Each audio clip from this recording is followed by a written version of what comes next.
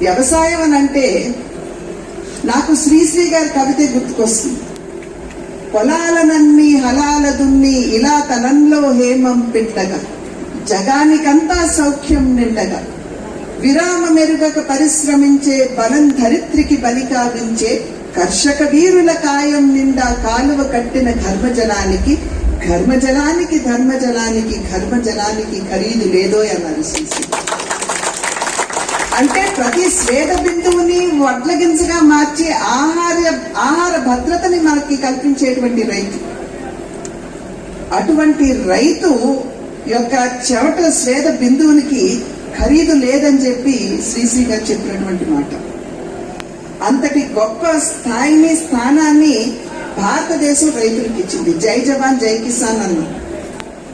మనకి ఆహార భద్రత లేనటువంటి సందర్భంలో 1965 ఆ దశకంలో రైతులందరూ కూడా నడుం కట్టి శాస్త్రవేత్తలతో భుజం కలిపి అడుగు ముందుకు వేసినటువంటి సందర్భంలోనే ఇవాళ భారతదేశం ఆహార భద్రతని అందుకోగలిగిందనేటువంటి విషయం ఇది నిర్వివాదాంశం.